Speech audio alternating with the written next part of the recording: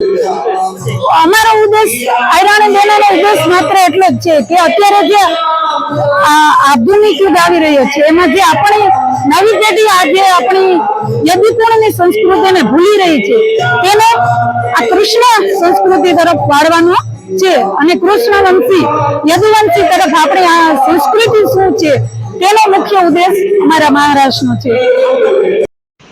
આશરા ધર્મને આજે વિશ્વભરમાં વિખ્યાત આહિર સમાજના બહેનો દ્વારા દ્વારકાની ઐતિહાસિક ભૂમિ પર આગામી તારીખ 23 અને 24 ડિસેમ્બરના રોજ આહિરાણી મહારાસનું ઐતિહાસિક અને જાજરમાન આયોજન કરવામાં આવ્યું છે, જેની હાલ તડામાર તૈયારીઓ ચાલી રહી છે। લગભગ 37,000 જેટલી બહેનો મહારાસ રમી અને ઇતિહાસ રસ છે અને મહારાસને લઈ અને વિશાળ ગ્રાઉન્ડ તૈયાર કરવામાં આવ્યું છે। મહારાષ્ટ્રમાં કુલ 67 રાઉન્ડ હશે, જેમાં પ્રથમ રાઉન્ડમાં 167, બીજા રાઉન્ડમાં 275 અને છેલ્લા રાઉન્ડમાં 900થી વધુ આહિરાણીઓ મહારાસ રમશે અને છેલ્લો રાઉન્ડ જે લગભગ 500 મીટરની ત્રિજ્યામાં એટલે કે 1 કિલોમીટર જેટલો વિશાળ હશે અને તમામ રાઉન્ડમાં બહેનોની જગ્યા નિશ્ચિત કરવામાં આવશે। આમ સમગ્ર આયોજન અંગે તડામાર તૈયારીઓ ચાલી રહી છે। સાથે સાથે મહાપ્રસાદ સહિત સંસ્કૃતિની ઝાંખી કરાવતા અનેક કાર્યક્રમો પણ યોજાશે। ત્યારે આ રાસને લઈ અને લોકોમાં પણ અનેરો થનગનાટ જોવા મળી રહ્યો છે અને અત્યારથી જ દ્વારકા નગરીને સોળે કળાએ શણગારી દેવામાં આવી છે। વિવિધ લાઇટિંગ સાથે દ્વારકા નગરીનો અદ્ભુત નજારો જોવા મળી રહ્યો છે। જાણે સ્વર્ગ પણ ઝાંખું પડે તેવો દ્વારકા નગરીને શણગાર સજવામાં આવ્યો છે।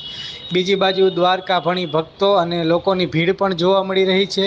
ત્યારે જય શ્રી કૃષ્ણ, અનુબેન રાવલિયા, આયરાણી મહારાજ સંગઠન કમિટીમાંથી અમે સૌ આયરાણી બહેનો આજે રોજ જે 23-24 ડિસેમ્બરના રોજ આપણે દ્વારકા ખાતે આયરાણી મહારાજ થવા જઈ રહ્યો છે, તેમાં આશરે 37,000 જેટલી આયરાણી બહેનો ભાગ લઈ રહી છે।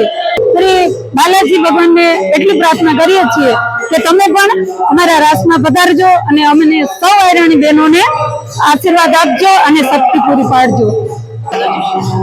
અમે આયરાણી 37,000 જેટલી આયરાણી બહેનો આ મહારાષ્ટ્રમાં ભાગ લઈ રહી છીએ, ત્યારે ભગવાન શ્રી કૃષ્ણ પણ અમારા દિવ્ય રાસમાં પધારવાના છે।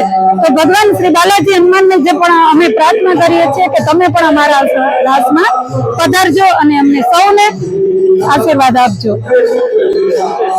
અમારો ઉદ્દેશ આયરાણી બહેનોનો ઉદ્દેશ માત્ર એટલો જ છે કે અત્યારે જે આધુનિક યુગ આવી રહ્યો છે એમાં જે આપણી નવી પેઢી આજે આપણી યદુકુળની સંસ્કૃતિને ભૂલી રહી છે તેને આ કૃષ્ણ સંસ્કૃતિ તરફ વાળવાનો છે અને કૃષ્ણવંશી યદુવંશી તરફ આપણી આ સંસ્કૃતિ શું છે તેનો મુખ્ય ઉદ્દેશ અમારા મહારાષ્ટ્રનો છે।